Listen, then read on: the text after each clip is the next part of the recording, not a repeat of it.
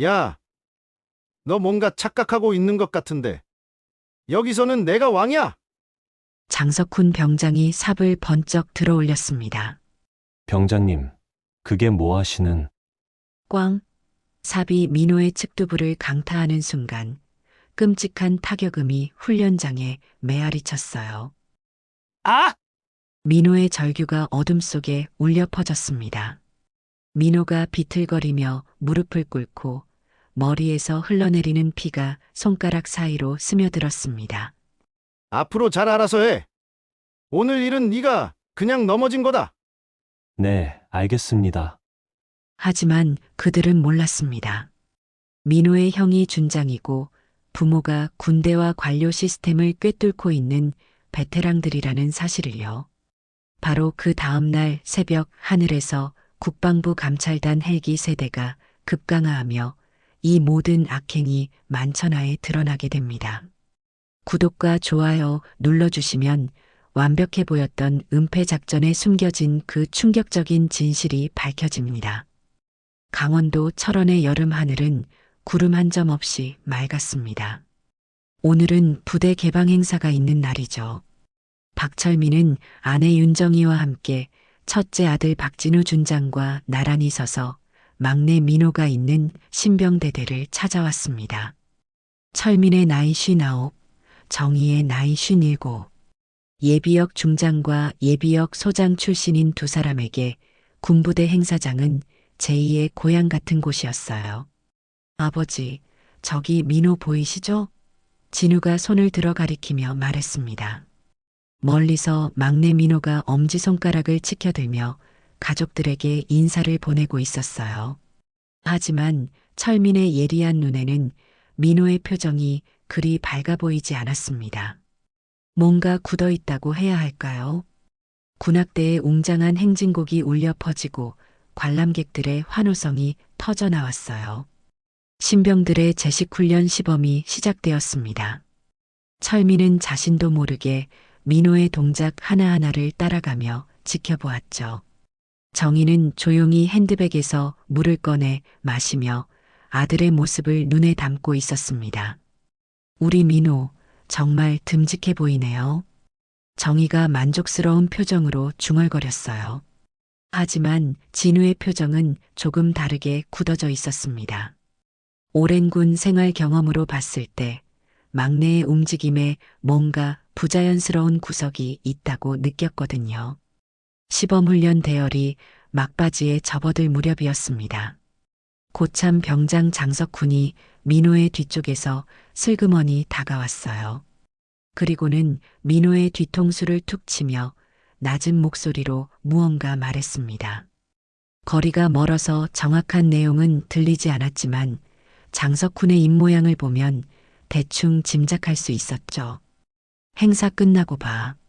오늘 네가 얼마나 버티나 보자. 철민의 눈썹이 미세하게 떨렸습니다.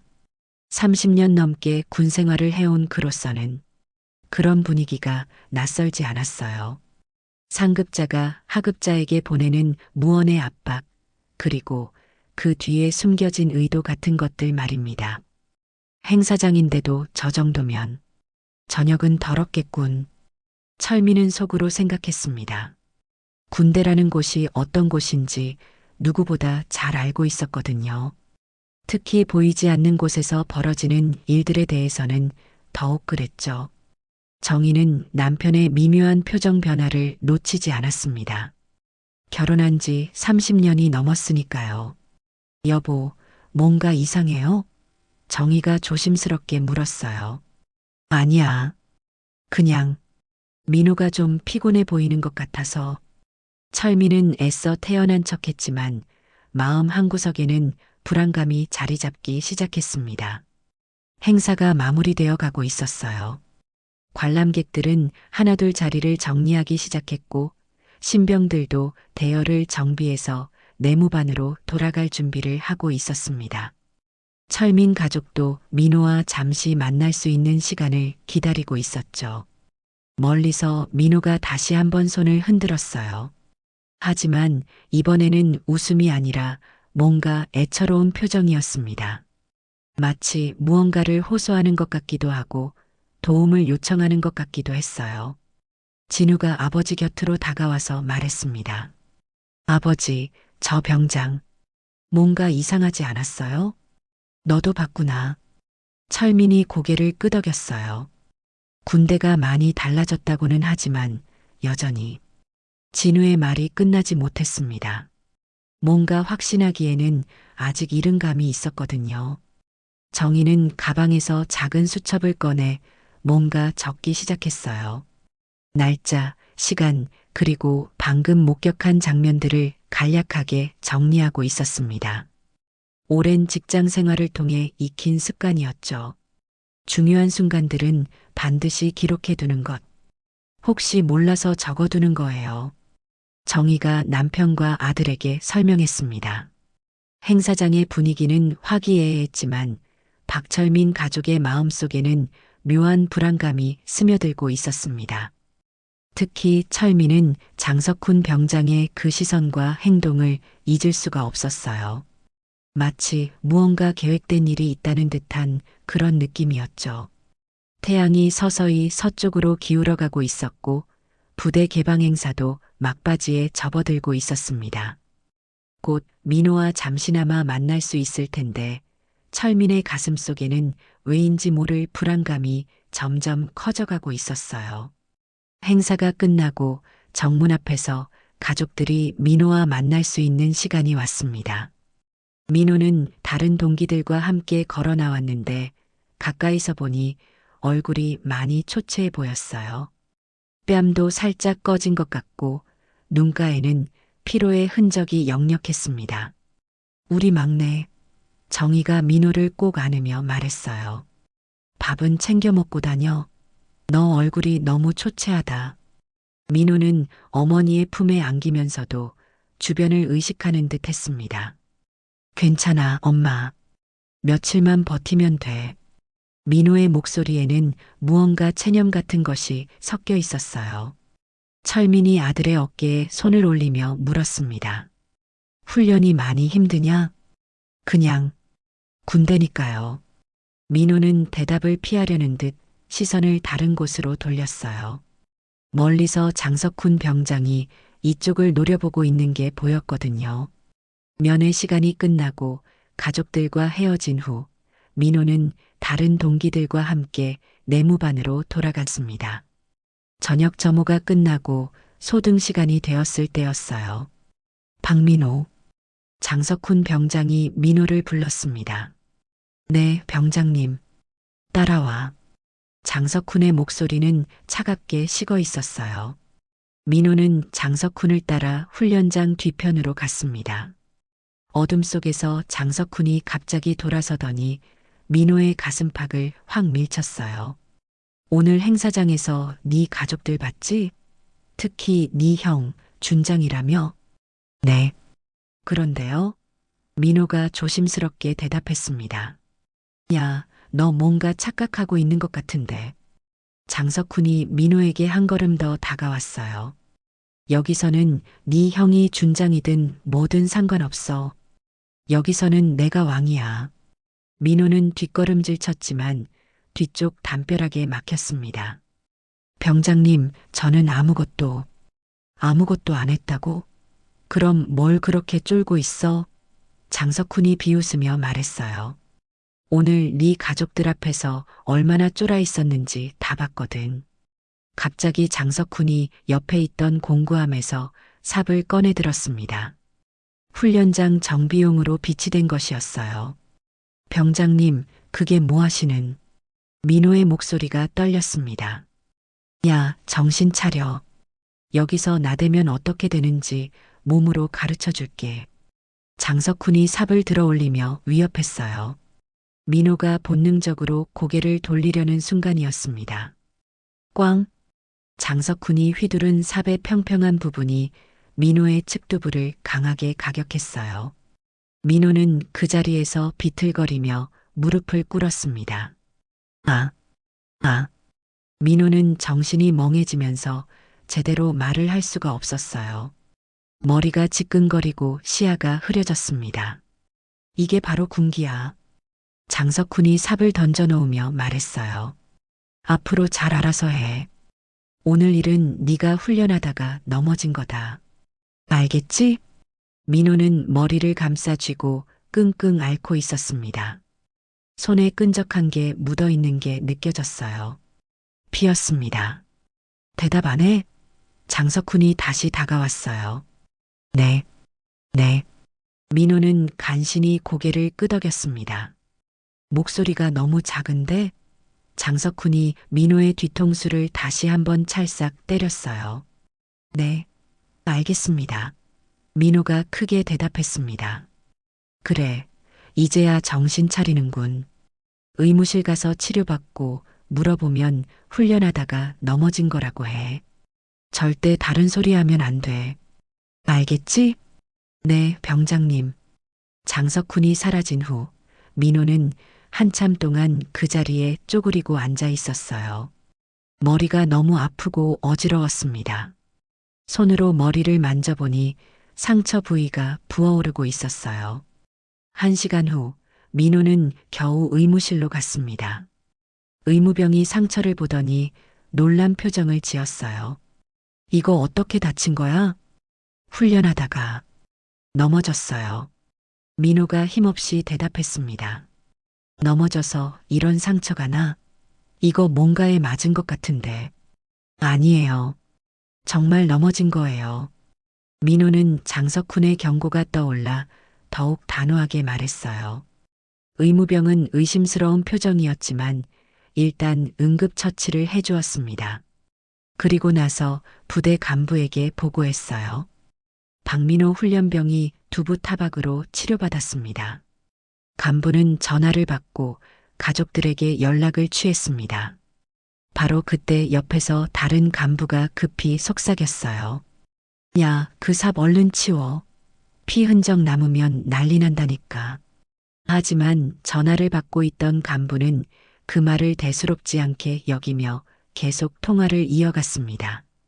박민호 훈련병의 보호자이신가요? 가벼운 두부 타박으로 현재 의무실에 있습니다. 크게 걱정하실 정도는 아니고요. 그 사이 민호는 의무실 침대에 누워서 천장을 바라보고 있었어요. 머리는 여전히 지끈거렸고 장석훈의 위협적인 목소리가 계속 귓가에 맴돌았습니다. 아빠, 엄마, 형? 민호는 속으로 가족들을 불렀지만 목소리로 내뱉을 수는 없었어요. 말하는 순간 더 큰 일이 벌어질 것 같았거든요. 멀리서 철민 가족이 전화를 받고 있을 줄은 꿈에도 모른 채 민호는 혼자서 이 모든 고통을 견뎌내야 했습니다. 이튿날 새벽 6시 철민 부부는 서둘러 부대로 향했습니다. 밤새 잠을 제대로 이루지 못한 탓에 두 사람 모두 얼굴이 상기되어 있었어요. 진우도 급히 휴가를 내고 함께 동행했습니다. 부대 정문에 도착해서 면회를 요청했지만 예상과는 다른 답변이 돌아왔어요. 죄송합니다. 오늘은 훈련 일정상 면회가 불가능합니다. 초병이 딱딱하게 말했습니다. 어제 전화로는 오늘 면회 가능하다고 했는데요. 정희가 당황하며 물었어요. 지시가 바뀌었습니다. 내일 다시 오세요. 철민의 얼굴이 굳어졌습니다. 우리 아들이 다쳤다고 해서 온 건데 그것도 안 되나요? 규정입니다. 양해 부탁드립니다. 진우가 나서려던 순간 멀리서 한 명의 훈련병이 조심스럽게 다가왔어요. 민호의 동기인 최성우였습니다. 혹시 민호 부모님이신가요? 성우가 주변을 살피며 작은 목소리로 물었어요. 네, 그런데요. 정희가 반가운 듯 대답했습니다.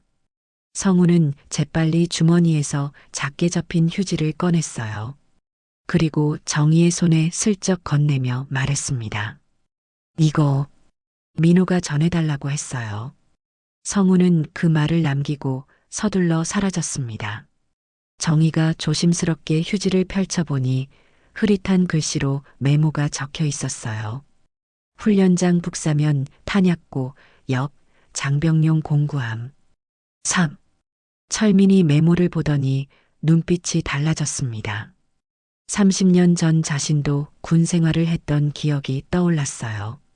예비역 중장 출신답게 철민은 부대 내부 지형도를 머릿속에 정확히 그려낼 수 있었어요. 북사면, 시형 참호 라인이군. CCTV 사각지대가 있을 수 있지. 철민은 속으로 생각했어요. 여보, 이거. 정희가 걱정스러운 표정으로 남편을 바라봤습니다. 알겠어. 일단 여기서 물러나자. 철민이 조용히 말했어요. 세 사람은 부대에서 조금 떨어진 곳에 있는 카페로 갔습니다.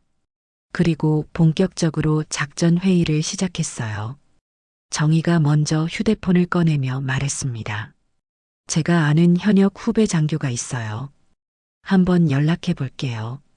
정희는 예비역 소장 시절 함께 근무했던 현역 후배 장교에게 메시지를 보냈어요. 그 후배는 현재 다른 부대에서 근무하고 있었지만 군 내부 사정에 밝았거든요. 정문 통제 사유 기록, 의무실 야간 근무자 리스트, 그리고 상벌 기록. 가능하지? 정희가 신중하게 메시지를 작성했어요. 한편 진우는 자신의 노트북을 꺼내 감찰 절차 매뉴얼을 검색하기 시작했습니다. 오랜 군 생활 경험으로 이런 상황에서 필요한 증빙과 보고 라인을 잘 알고 있었거든요. 아버지, 현장 보전이 먼저입니다. 은폐가 시작되기 전에 흔적을 확보해야 해요. 진우가 진지하게 말했어요. 그런데 어떻게 들어가지? 민간인이 부대에 무단 침입하면. 정희가 걱정했습니다. 철민이 잠시 생각에 잠겼어요. 그러다가 갑자기 무릎을 쳤습니다. 야간 순찰로가 있어. 예전에 내가 근무할 때 외곽 순찰로는 민간인도 지나갈 수 있는 구간이 있었거든. 위험하지 않을까요? 정희가 불안해했어요. 위험하긴 하지. 하지만 민호를 위해서라면. 철민의 목소리에는 결의가 담겨 있었습니다. 바로 그때 정희의 휴대폰에 답장이 왔어요. 언니, 큰일 났네요. 해당 부대 최근에 민원이 몇 건 들어왔대요. 가혹행위 관련해서. 근데 모두 무마되었다고 하네요. 정희의 얼굴이 하얗게 변했습니다. 여보, 이거 봐요. 철민과 진우가 메시지를 읽어보더니 표정이 굳어졌어요. 더 있어요. 정희가 계속 읽었습니다. 의무실 야간 근무자가 어제 갑자기 교체되었대요. 그리고 해당 부대 상벌 기록에 최근 한 달간 징계 사항이 비정상적으로 많다고 하네요. 진우가 주먹을 꽉 쥐었습니다. 이건 조직적이에요. 단순한 개인적 일탈이 아니라 구조적인 문제입니다. 그럼 우리가 뭘 할 수 있겠어? 철민이 물었어요. 일단 증거부터 확보해야 해요. 그 삽을 찾아서 사진을 찍고 가능하면 혈흔이 있는지 확인해야 합니다. 진우가 차근차근 설명했어요. 정희가 또 다른 메시지를 확인했습니다. 아, 그리고 해당 부대 대대장 조카가 최근에 입대했대요. 신병대대에. 조카? 철민의 눈빛이 예리해졌어요. 혹시 장석훈이라는 이름 들어봤어요? 정희가 물었습니다. 진우가 급히 인터넷을 검색해 봤어요. 대대장 성이 장씨네요. 장석훈. 가능성이 높습니다. 그럼 이건 철민이 모든 상황을 정리하기 시작했어요. 대대장 조카가 민호를 폭행하고 그걸 은폐하려고 조직적으로 움직이고 있다는 거네요. 그렇게 보입니다. 진우가 고개를 끄덕였어요. 정희는 수첩을 꺼내 지금까지의 모든 정보를 정리했습니다. 시간, 장소, 인물, 증언, 그리고 의심되는 은폐 정황들까지 말이에요. 오늘 밤에 가봅시다. 철민이 단호하게 말했어요. 아버지, 너무 위험해요. 진우가 걱정했습니다. 위험하지만 해야 해. 시간이 지날수록 증거가 사라질 거야. 철민의 의지는 확고했어요. 정희도 고개를 끄덕였습니다. 저도 함께 갈게요. 우리 아들을 지키는 건 부모의 의무니까. 진우는 한참을 망설이다가 말했어요. 그럼 제가 공식적인 루트로 감찰 신청을 준비하겠습니다. 혹시 모를 상황에 대비해서요. 해가 저물어 가고 있었어요. 철민 가족은 각자의 역할을 정하고 밤을 기다리기 시작했습니다. 민호를 구하기 위한 본격적인 싸움이 시작되려고 하고 있었어요. 다음 날 오후 철민 가족은 다시 부대를 찾았습니다. 이번에는 면회가 허용되었어요. 의무실에서 민호와 마주한 순간 세 사람 모두 충격을 받았습니다. 민호의 측두부에는 하얀 테이핑이 감겨 있었고 얼굴은 어제보다 더욱 헬쑥해져 있었어요. 무엇보다 민호의 눈동자가 이상했습니다. 초점이 제대로 맞지 않는 것 같았어요. 민호야, 괜찮아? 정희가 아들의 손을 잡으며 물었습니다. 민호는 고개를 끄덕였지만 그 동작조차 어색해 보였어요. 네, 괜찮아요. 철민이 자세히 관찰해 보니 민호의 동공 반응이 미묘하게 느렸습니다. 분명히 뇌진탕 증상이었어요. 이 정도면 단순히 넘어진 게 아니야. 철민은 속으로 확신했습니다. 어떻게 다친 거야? 진우가 조심스럽게 물었어요. 민호는 잠시 머뭇거리더니 대답했습니다. 훈련하다가 넘어졌어요. 어디서? 철민이 추가로 물었어요. 그냥 훈련장에서요. 민호의 대답은 계속 모호했습니다. 바로 그때 의무실 문이 열리면서 중대장이 들어왔어요. 손에는 서류 뭉치를 들고 있었습니다. 안녕하세요. 박민호 훈련병 보호자분들이시죠? 중대장이 정중하게 인사했어요. 네, 그런데요. 정희가 대답했습니다. 중대장은 민호 앞에 사유서 양식을 내밀었어요. 간단한 절차인데요. 본인이 넘어져 다쳤다고 자필로 기재해 주시면 됩니다. 그래야 빠르게 처리되고 본인도 편해집니다. 민호는 펜을 받아들었지만 손이 미세하게 떨리고 있었어요. 뭔가 쓰기를 망설이는 것 같았습니다. 형, 엄마 아빠 앞에서 울지 마. 버텨. 민호는 속으로 자신을 다독였어요. 철민이 서류를 들여다보며 물었습니다. 이게 꼭 필요한 절차인가요? 네, 부상 처리를 위한 필수 서류입니다. 중대장이 설명했어요. 민호가 펜을 들고 쓰려는 순간 의무실 문틈으로 정희가 아들에게 눈짓을 보냈습니다. 고개를 살짝 저으며 쓰지 말라는 신호였어요. 민호는 어머니의 눈짓을 보고는 펜을 든 채 멈춰 섰습니다. 왜 안 쓰지? 중대장이 재촉했어요. 잠깐만요. 민호가 머뭇거렸습니다. 같은 시각 진우는 휴대폰으로 부대 관련 자료를 확인하고 있었어요. 훈련장 CCTV 관련 정보를 찾던 중 충격적인 사실을 발견했습니다. 사고 시간대 영상이 통째로 공백이었어요. 다른 날들은 모두 정상적으로 녹화되어 있는데 유독 어제 저녁 시간대만 비어 있었습니다. 통째로 비어 있다? 정전? 아니면 수동 삭제? 진우는 속으로 의심했어요. 진우가 조용히 아버지에게 휴대폰 화면을 보여주었습니다. 철민의 표정이 더욱 굳어졌어요. 실례합니다만 사고 당시 CCTV 영상은 확인해 보셨나요? 철민이 중대장에게 물었어요. 중대장의 표정이 순간 경직되었습니다. 그건 개인정보 관련 문제가 있어서 보여드릴 수 없습니다. 개인정보요? 우리 아들 사고인데? 정희가 반문했어요. 규정입니다. 양해해 주세요. 중대장은 더 이상 대답하지 않았어요. 바로 그때 부대장이 의무실에 들어왔습니다. 분위기는 더욱 긴장되었어요. 유가족분들이 이성을 찾으셔야 합니다. 여긴 군대입니다. 부대장이 단호하게 말했어요. 철민의 주먹이 떨리기 시작했습니다. 하지만 곧 멈췄어요. 여기서 감정적으로 행동하면 안 된다는 걸 알았거든요. 군대였던 곳이었죠. 지금은 누군가의 사유지로 보이는군요. 철민이 낮은 목소리로 말했어요. 부대장의 얼굴이 붉어졌습니다. 뭐라고 하신 거죠? 아들이 다쳤는데 진실을 알고 싶다는 게 그렇게 이상한 일인가요? 정희가 차분하게 말했어요. 진실은 이미 명확합니다. 훈련 중 실수로 넘어진 겁니다. 부대장이 단정적으로 말했어요. 그럼 왜 CCTV 영상은 없는 거죠? 진우가 질문했어요. 그건 부대장이 말을 얼버무렸습니다. 민호는 이 모든 상황을 지켜보며 마음이 찢어지는 것 같았어요. 가족들이 자신 때문에 고생하는 모습을 보는 게 너무 괴로웠습니다.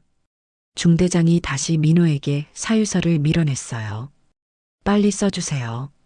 이러면 모두가 힘들어집니다. 민호가 펜을 다시 들었을 때 정희가 조용히 말했습니다. 민호야, 진실이 뭔지 엄마는 알고 있어. 거짓말 쓰지 마. 민호의 눈에 눈물이 고였습니다. 하지만 여전히 펜을 놓지 못했어요. 빨리 쓰라고. 중대장이 목소리를 높였습니다. 압박하지 마세요. 철민이 일어서며 말했어요. 우리 아들이 충분히 생각할 시간을 주세요. 부대장이 시계를 보며 말했습니다. 면회 시간이 끝났습니다. 나가주세요. 아직 시간이 남았는데요. 정희가 항의했어요. 규정 변경입니다. 나가주세요. 부대장의 어조는 더욱 강경해졌어요. 철민 가족은 어쩔 수 없이 의무실을 나와야 했습니다. 민호는 결국 사유서를 쓰지 못한 채 남겨졌어요. 밖으로 나온 후 세 사람은 절망감에 빠졌습니다. 이런 식으로는 안 되겠어요. 진우가 한숨을 내쉬었어요. 오늘 밤에 반드시 가야겠어. 철민의 의지는 더욱 확고해졌습니다. 정희는 민호의 눈물 젖은 얼굴이 계속 떠올랐어요. 아들이 얼마나 고통스러워하고 있는지 너무나 잘 알 수 있었거든요. 우리가 포기하면 민호는 어떻게 되는 거예요? 정희가 울먹이며 말했어요. 포기 안 해. 절대로. 철민이 아내의 손을 꽉 잡았습니다. 그날 저녁 세 사람은 본격적인 계획을 세우기 시작했어요. 진실을 밝혀내기 위한 마지막 기회였습니다. 밤 11시 철민은 홀로 부대 외곽으로 향했습니다. 정희와 진우는 만류했지만 철민의 의지를 꺾을 수는 없었어요. 30년 전군 생활 경험을 살려 야간 순찰로를 통해 조심스럽게 부대 안으로 들어갔습니다. 훈련장 북사면은 생각보다 어두웠어요. 가로등이 거의 없어서 핸드폰 손전등에 의존할 수밖에 없었습니다. 철민은 최성우가 알려준 위치를 찾아 천천히 이동했어요. 탄약고 옆 공구함을 발견했을 때 철민의 심장이 빠르게 뛰기 시작했습니다. 공구함을 열어보니 평상시에 있어야 할 삽이 하나 사라져 있었어요. 역시 철민은 속으로 중얼거렸습니다. 그런데 더 충격적인 건 남아있는 삽들의 손잡이였어요. 그중 하나에 묽은 핏자국이 번져 있었습니다. 아직 완전히 마르지 않은 상태였죠. 철민은 조심스럽게 휴대폰으로 사진을 찍기 시작했어요. 여러 각도에서 핏자국을 세밀하게 촬영했습니다. 바로 그때였어요. 거기 누구야? 멀리서 강한 손전등 불빛이 철민을 향해 비춰졌습니다. 헌병들이 달려오고 있었어요. 철민은 급히 휴대폰을 주머니에 넣고 손을 들었습니다. 작전구역 무단 침입입니다. 민간인 동선 제한 구역입니다. 헌병이 호통을 쳤어요. 죄송합니다. 귀를 잘못 들었습니다. 철민이 최대한 자연스럽게 대답했어요. 신분증 확인합니다. 헌병이 철민의 신분증을 확인하더니 표정이 변했어요. 박철민? 박민호 훈련병 아버지시군요. 철민의 가슴이 철렁 내려앉았습니다. 이미 자신에 대한 정보가 공유되어 있다는 뜻이었어요. 따라오세요. 조사받으셔야 합니다.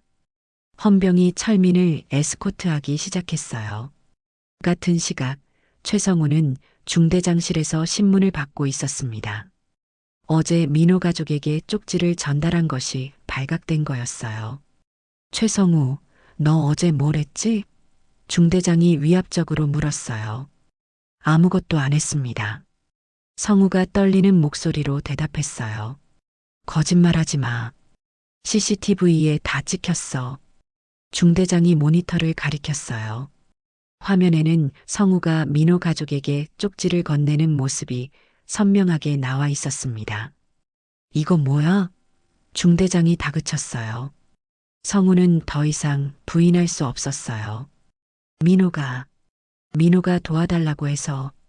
뭘 도와달라고? 진실을 알려달라고.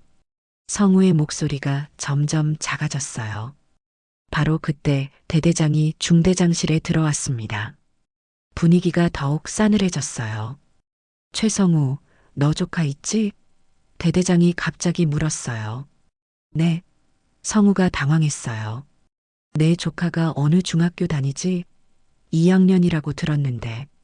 대대장의 목소리에는 위협이 섞여 있었어요. 성우의 얼굴이 하얗게 변했습니다. 가족에 대한 위협이었거든요. 대대장님, 조카가 무슨... 성우가 떨리는 목소리로 말했어요. 아니다. 아무것도 아니야. 그냥 궁금해서. 대대장이 음산하게 웃었어요. 너도 이제 군인이니까 어떤 게 중요한지 알겠지? 성우는 무슨 뜻인지 정확히 알 수 있었어요. 진실을 말하면 가족에게 해가 갈 수도 있다는 협박이었습니다. 죄송합니다. 제가 잘못 생각했습니다. 성우가 고개를 숙였어요. 그래, 이제야 정신 차리는군. 그럼 다시 진술해봐. 어제 박민호가 어떻게 다쳤지? 훈련하다가 넘어졌습니다. 성우가 힘없이 대답했어요. 다른 건 본 게 없고? 네, 없습니다. 대대장은 만족스러운 표정을 지었어요. 한편으로는 성우에게 전화를 걸게 했습니다. 박민호 가족들에게 전화해서 내가 거짓말했다고 해. 실제로는 아무것도 본 게 없다고. 성우는 떨리는 손으로 전화를 걸었어요. 정희가 받았습니다. 여보세요? 민호 어머니시죠? 최성우입니다. 아, 성우야. 무슨 일이야? 성우는 한참을 망설이다가 말했어요. 어제 제가 드린 정보가 잘못된 것 같아요. 뭐라고? 정희의 목소리가 높아졌어요. 사실 저는 아무것도 보지 못했어요. 민호가 그냥 넘어진 것 같아요. 전화 너머로 정희의 한숨소리가 들렸어요. 성우야, 너 지금 누군가한테 압박받고 있는 거 아니야? 성우는 대답하고 싶었지만 할 수 없었어요. 대대장이 바로 옆에서 지켜보고 있었거든요. 아니에요. 제가 잘못 봤나 봐요. 성우의 목소리는 울먹이고 있었어요. 대대장님, 조카분이... 아, 아닙니다. 죄송합니다. 성우가 실수로 중얼거린 말이 전화를 통해 들렸어요. 정희는 그 말을 놓치지 않았어요. 대대장 조카라는 단어가 명확하게 들렸거든요. 전화가 끊어진 후 정희는 급히 철민과 진우에게 연락했어요. 하지만 철민은 휴대폰을 받지 않았습니다. 이미 헌병대에 붙잡혀 있었거든요. 진우가 급히 어머니에게 달려왔어요. 어머니, 아버지한테 연락이 안 돼요. 큰일 났어요. 성우가 방금 전화했는데 정희가 통화 내용을 설명했어요. 대대장 조카? 진우의 표정이 굳어졌어요. 그럼 장석훈이 정말... 바로 그때 부대에서 전화가 왔어요. 박민호 훈련병 보호자이신가요? 박철민 씨가 부대 무단 침입으로 현재 조사를 받고 있습니다. 정희와 진우는 서로를 바라봤어요. 상황이 최악으로 치닫고 있었습니다.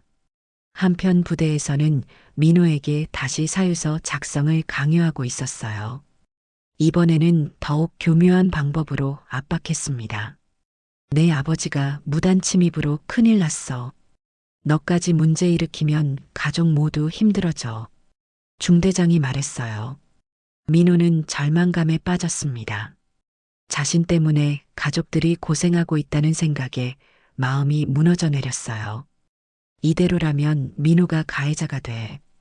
지금 모든 것이 무너진다. 정희는 절망적인 생각이 들었습니다. 새벽 3시 정희는 잠들지 못하고 책상 앞에 앉아 있었습니다. 철민이 헌병대에 붙잡힌 상황에서 누군가는 움직여야 했어요. 정희는 평생 쌓아온 직장 경험을 총동원하기로 결심했습니다. 진우야, 일어나. 정희가 아들을 깨웠어요. 어머니, 못 주무셨어요? 진우가 비몽사몽 일어났습니다. 잠들 시간이 없어요. 지금부터 본격적으로 반격할 거예요. 정희의 목소리에는 강한 의지가 담겨 있었어요. 정희는 노트북을 켜고 체계적으로 움직이기 시작했습니다. 예비역 소장 출신답게 정희는 군 내부 시스템을 정확히 파악하고 있었어요. 첫 번째로는 의무실 관련 정보 수집이었어요. 후배한테 연락해서 의무실 주사 처치, 로그랑 약품 반출 기록 확보 요청할 거예요. 정희가 설명했어요. 진우가 의아해했습니다. 그게 무슨 의미가 있을까요? 민호가 진짜 넘어진 거라면 일반적인 찰과상 치료만 했을 거예요. 하지만 둔기에 맞은 거라면 뇌진탕 관련 약물이나 정밀 검사가 필요했을 텐데 그런 기록이 없다면 오히려 의심스러운 거죠. 정의의 분석력에 진우는 감탄했어요. 역시 어머니. 두 번째로는 전력 로그 확인이었습니다. 통신실 전력 로그로 CCTV 공백 시간에 정말 전력 차단이 있었는지 확인해야 해요. 그게 가능할까요? 부대 전력 관리는 한국전력공사와 연동돼요. 정전이 있었다면 반드시 기록이 남죠. 정의는 이미 한전 홈페이지에서 해당 지역 정전 기록을 검색하고 있었어요. 어머니, 여기 봐요.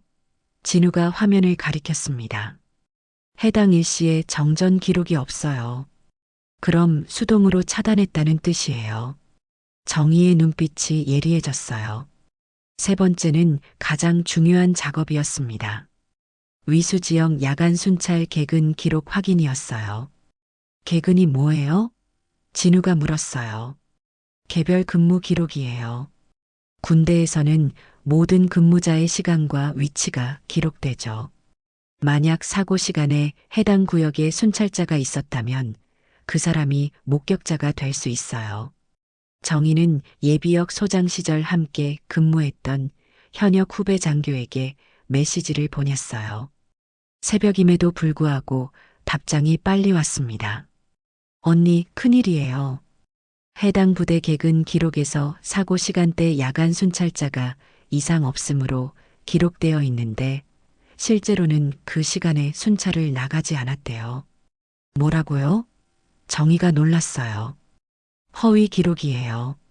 게다가 그 순찰자가 바로 장석훈 병장이래요. 정희와 진우는 서로를 바라봤습니다. 모든 퍼즐이 맞아떨어지고 있었어요. 한편 진우는 군 내부 한라인에 정식 신고를 준비하고 있었습니다.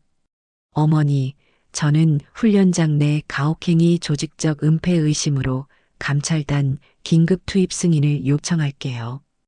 그게 가능해? 제 계급이면 가능해요. 다만 확실한 근거가 있어야 하는데. 진우가 망설였어요. 바로 그때 정희의 휴대폰에 또 다른 메시지가 왔어요. 언니, 더 충격적인 소식이 있어요. 해당 부대에서 최근 한 달간 의문스러운 부상자가 3명 더 있었대요. 모두 넘어져서 다쳤다고 기록되어 있는데 부상 양상이 비슷해요. 3명이나? 정희의 얼굴이 하얗게 변했어요. 네, 그리고 모두 같은 중대 소속이에요. 장석훈 병장이 있는 중대. 진우가 주먹을 쥐었습니다. 이건 단순한 개인 일탈이 아니에요. 조직적인 가혹행위입니다. 새벽 5시 철민이 헌병대에서 풀려났습니다. 다행히 무단침입 혐의로 입건되지는 않았지만 경고 조치를 받았어요. 집에 돌아온 철민은 지친 모습이었습니다. 하지만 정희와 진우가 수집한 정보를 보고는 다시 기운을 차렸어요. 여보, 정말 대단해요. 철민이 아내를 껴안았어요. 이제 민호를 만나야 해요. 정희가 말했어요. 하지만 면회가 또 거부될 텐데. 진우가 걱정했어요. 이번에는 다를 거예요. 정희가 확신에 찬 목소리로 말했어요. 우리한테 카드가 생겼거든요. 오전 9시 세 사람은 다시 부대를 찾았습니다. 예상대로 면회가 거부되었어요. 훈련 일정상 오늘도 면회 불가입니다. 초병이 말했어요. 정희가 나섰습니다. 그럼 부대장님께 이 자료를 전달해 주세요. 정희가 봉투를 내밀었어요. 뭔데요? 전력 로그, 개근 기록, 그리고 유사 사건 목록이에요. 부대장님이 보시면 면회를 허가하실 거예요. 초병은 당황하며 봉투를 받았어요. 30분 후 놀랍게도 면회 허가가 떨어졌습니다. 의무실에서 민호와 만났을 때 민호의 상태는 더욱 악화되어 있었어요. 눈가에는 눈물 자국이 말라 있었고 표정은 완전히 무너져 있었습니다. 민호야. 철민이 아들에게 다가갔어요. 민호는 아버지를 보자마자 울음을 터뜨렸습니다. 아빠 미안해요. 아빠가 고생하는 걸 봤어요. 내가 뭘 미안해해. 우리가 지켜주지 못해서 미안하지. 철민의 목소리도 떨리고 있었어요. 정희가 민호의 손을 잡으며 말했어요. 민호야, 이제 진실을 말해도 돼. 엄마가 모든 걸 알아냈어. 하지만 민호가 망설였어요. 내가 쓰면 끝나요. 쓰지 마세요. 버티는 거예요. 그게 군인이에요. 철민이 단호하게 말했어요. 민호는 눈물을 흘리며 말했어요. 아빠, 겁이 나요. 근데 나도 군인이고 싶어요. 그 말이 철민의 가슴을 쳤습니다. 내가 진짜 군인이다, 민호야. 철민은 속으로 생각했어요. 알겠어. 아빠가 도와줄게. 우리 함께 끝까지 버티자. 철민이 아들의 어깨를 다독였어요. 진우가 휴대폰을 보더니 놀란 표정을 지었어요. 감찰단 긴급 투입이 승인됐어요. 정말요? 정희가 놀랐어요. 네, 내일 아침 감찰단이 부대에 투입됩니다. 진우가 확인했어요. 민호의 얼굴에 희망의 빛이 돌기 시작했어요. 마침내 진실이 밝혀질 때가 온 것 같았습니다. 새벽 5시 20분 강원도 철원 상공의 헬기 엔진 소리가 울려 퍼지기 시작했습니다. 부대 내 모든 장병들이 깜짝 놀라 하늘을 올려다봤어요. 세 대의 헬기가 동시에 부대 상공으로 진입하고 있었습니다. 첫 번째 헬기에는 국방부 합동감찰단이 탑승해 있었어요. 두 번째 헬기에는 군사경찰 특별수사팀, 세 번째 헬기에는 의무감실 외상 전문의팀이 타고 있었습니다. 뭐야, 이거? 장석훈 병장이 당황하며 중얼거렸어요. 포대와 연병장에 동시에 하강로프가 내려왔습니다. 감찰관들과 수사관들이 신속하게 착륙했어요. 부대는 순식간에 얼어붙었습니다. 전 부대원 집합, 감찰단장의 확성기 소리가 부대 전체에 울려 퍼졌어요. 철민 가족은 미리 연락을 받고 부대 정문에서 대기하고 있었습니다. 감찰관이 직접 나와서 그들을 접견실이 아닌 사건 현장인 북사면으로 안내했어요. 박철민 씨, 어젯밤 촬영하신 사진 자료 제출해 주세요. 감찰관이 요청했어요. 철민이 휴대폰을 건네주자 감찰관은 사진들을 자세히 살펴봤습니다. 이거 중요한 증거가 될 것 같습니다. 현장에는 이미 과학수사팀이 도착해 있었어요. 공구함 주변을 정밀하게 조사하고 있었습니다. 감찰관님, 여기 봐주세요. 과학수사관이 외쳤어요.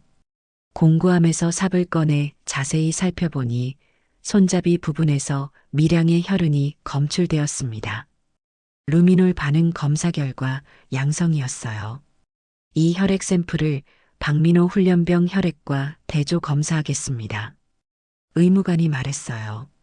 한편 통신실에서는 전력 로그 분석이 진행되고 있었습니다.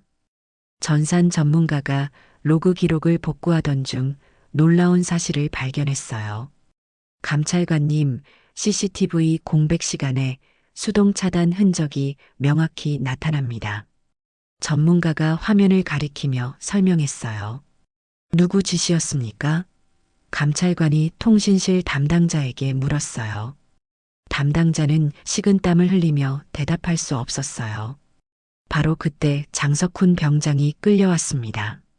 장석훈 병장, 사고 당일 야간 순찰 기록에 대해 설명해 보세요. 감찰관이 서류를 펼쳐 보였어요. 순찰 나갔습니다. 장석훈이 떨리는 목소리로 대답했어요. 그런데 왜 실제로는 순찰을 나가지 않았죠? 감찰관이 다그쳤어요. 그게 아니라 장석훈의 얼굴이 하얗게 변했어요. 목격자가 있습니다. 당신이 그 시간에 훈련장에서 박민호 훈련병과 함께 있었다는 증언이 말이에요. 장석훈은 더 이상 버틸 수 없었어요. 무릎이 꺾이며 주저앉았습니다. 대대장님이 오늘 저녁 정신 좀 차리게 하라고. 장석훈이 떨리는 목소리로 토로했어요. 감찰관들의 시선이 대대장에게 향했습니다. 대대장은 강하게 부인했어요. 말도 안 됩니다. 저는 그런 지시를 한 적이 없어요. 하지만 곧 결정적인 증거가 나왔습니다. 대대장의 휴대폰과 부대 내부 메신저 로그를 분석한 결과 상급 참모실과의 대화에서 조카 건은 조용이라는 문구가 발견된 거였어요. 이게 뭡니까? 감찰관이 메신저 화면을 보여주었어요. 대대장의 얼굴이 창백해졌습니다. 그건 실수였습니다. 실수요? 조카의 가혹행위를 은폐하라는 지시가 실수라고요? 부대장도 함께 조사를 받았어요. 그의 휴대폰에서도 관련 대화 내용들이 쏟아져 나왔습니다. 의무실 보고서 수정, CCTV 영상 백업 삭제, 증인 압박 등의 키워드들이 명확히 드러났어요. 철민은 조용히 그 삽을 들어 땅에 꽂았습니다. 그리고 무겁게 말했어요. 이건 땅을 파는 도구지 사람을 찍는 무기가 아닙니다. 그 선을 넘은 순간 군대는 군대가 아니에요. 감찰관이 고개를 끄덕였어요. 동감입니다. 이때 의무관이 급히 달려왔어요. 혈액 검사 결과가 나왔습니다. 삽에서 검출된 혈액이 박민호 훈련병 혈액형과 일치합니다. 결정적인 물증이 확보된 순간이었어요. 민호도 현장으로 불려왔습니다. 그동안 억눌렀던 모든 것을 털어놓을 때가 온 거였어요. 민호야, 이제 진실을 말해도 괜찮아. 철민이 아들에게 다가가며 말했어요. 민호는 눈물을 흘리며 모든 것을 증언했습니다. 장석훈 병장이 삽으로 자신의 머리를 가격한 것, 거짓 진술을 강요받은 것, 그리고 가족들에 대한 위협까지 모든 것을 말했어요. 장석훈 병장이 삽으로 제 머리를 쳤어요. 그리고 넘어져서 다쳤다고 거짓말하라고 했어요. 민호의 증언은 명확했어요. 장석훈은 더 이상 부인할 수 없었어요. 죄송합니다. 제가 잘못했습니다. 대대장과 부대장, 그리고 관련 간부들도 차례차례 진실을 인정할 수밖에 없었어요. 조직적인 은폐 시도가 모두 드러난 상황이었거든요. 장석훈 병장, 관련 간부들은 즉시 구속 수사하겠습니다. 군사경찰 수사관이 발표했어요. 대대장과 부대장은 보직 해임 후 문책성 전속 조치합니다. 감찰관이 덧붙였어요. 정의는 철민의 손을 꽉 잡았어요. 드디어 끝났네요. 진우도 안도의 한숨을 내쉬었습니다. 이제 민호가 진짜 군인이 될 수 있겠어요. 민호는 가족들을 바라보며 말했어요. 아빠, 엄마, 형, 고마워요. 저 혼자였다면 못 견뎠을 거예요. 우리가 가족이잖아. 철민이 아들을 껴안았어요. 태양이 중천에 떠오르고 있었어요. 길고 긴 악몽이 드디어 끝나는 순간이었습니다. 진실은 결국 밝혀졌고 정의는 승리했어요. 사건이 해결된 지 몇 주가 지났습니다. 민호는 군 병원에서 재활 치료를 받으며 조금씩 회복되고 있었어요.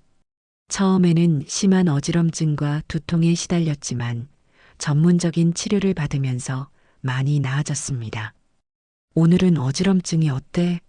의사가 민호에게 물었어요. 많이 좋아졌어요. 이제 거의 느껴지지 않아요. 민호가 밝은 표정으로 대답했습니다. 의사는 만족스러운 표정을 지었어요. 다행이네요. 완전 회복까지는 조금 더 시간이 필요하지만 일상생활에는 지장이 없을 것 같습니다. 한편 가해자들에 대한 처리도 신속하게 이뤄졌어요. 장석훈 병장과 직접적으로 가담한 간부들은 형사 입건되어 보직에서 해임되었습니다. 특히 장석훈은 폭행죄와 협박죄로 기소되어 군 법원에서 재판을 받게 되었어요. 대대장은 조직적 은폐를 주도한 혐의로 보직 해임된 후 문책성 전속 조치를 받았습니다.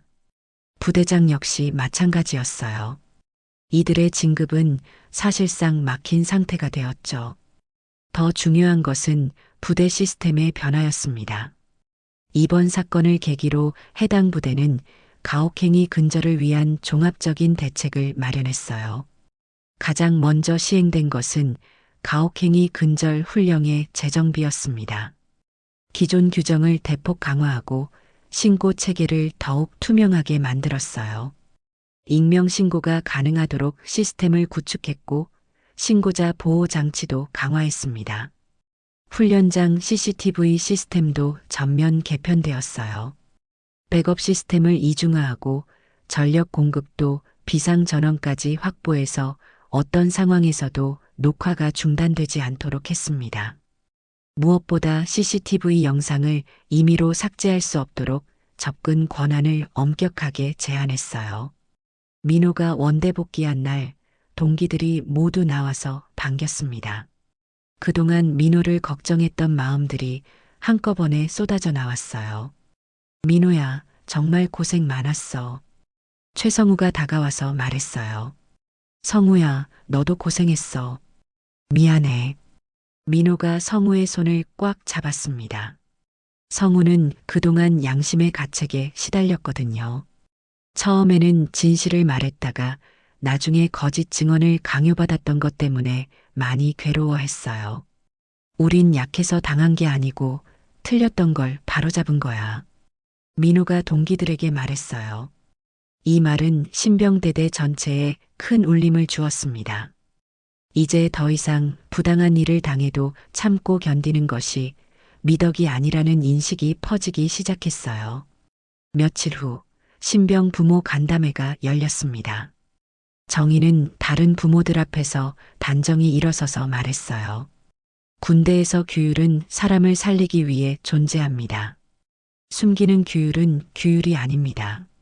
정희의 말에 참석한 부모들이 모두 고개를 끄덕였어요. 한 어머니가 손을 들고 질문했어요. 앞으로는 이런 일이 없을까요? 완전히 없어진다고 장담할 수는 없어요. 하지만 우리가 계속 관심을 갖고 지켜본다면 분명히 줄어들 거예요. 정희가 진지하게 답했습니다. 또 다른 아버지가 말했어요. 저희도 뭔가 이상하다 싶으면 바로 신고해야겠네요. 맞아요. 침묵은 공범이에요. 정희의 말에 모든 부모들이 공감했어요. 진우는 후임 장교들을 대상으로 특별 교육을 실시했습니다. 은폐 방지를 위한 체크리스트를 만들어서 전파했어요. 첫째, 부상자가 발생하면 반드시 객관적 기록을 남길 것. 둘째, CCTV 영상은 절대 임의로 삭제하지 말 것. 셋째, 상급자의 압박이 있어도 진실을 왜곡하지 말 것. 진우의 교육은 다른 부대에까지 전파되어 큰 반향을 일으켰어요. 저녁이 되어 철민은 민호의 어깨에 손을 올렸습니다. 두 사람은 부대 앞마당에서 석양을 바라보고 있었어요. 넌 머리를 찍힌 게 아니라 군대의 양심을 찍어 깨웠다. 철민이 아들에게 말했어요. 민호의 눈에 눈물이 맺혔습니다. 아빠, 정말 그럴까요? 그럼 내가 용기 내서 진실을 말했기 때문에 앞으로 이런 일을 당할 다른 아이들을 구할 수 있게 된 거야. 민호는 하늘을 올려다보며 생각했어요. 두렵지만 이제 알겠다. 진짜 군인은 두려워도 오른쪽에 서는 사람이구나. 몇 달 후, 민호는 모범 훈련병으로 선발되었습니다. 그의 이야기는 정군에 알려져서 많은 장병들에게 용기를 주었어요. 부당한 일을 목격했을 때 침묵하지 않고 신고하는 문화가 조금씩 자리 잡기 시작했습니다. 철민 가족은 이제 매주 면회를 갑니다. 예전처럼 걱정스러운 마음이 아니라 자랑스러운 마음으로 민호를 만나요. 민호의 얼굴에는 건강한 미소가 돌아왔고 진짜 군인다운 당당함이 생겼어요. 우리 막내 정말 의젓해졌네. 정희가 민호를 바라보며 말했어요. 엄마 아빠가 용기를 주셨으니까요. 민호가 대답했어요. 진우도 동생을 자랑스러워했어요. 민호 덕분에 군대가 조금 더 좋아졌어. 부대 정문이 천천히 열리고 새로운 규율 아래에서 하루가 시작됩니다.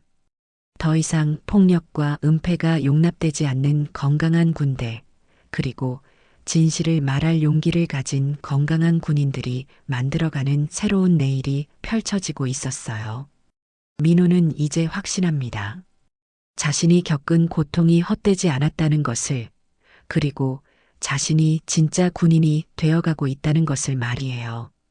윤정희의 끈질긴 노력과 박진우의 전문성이 보여주듯 가족을 지키는 일에는 포기란 없습니다.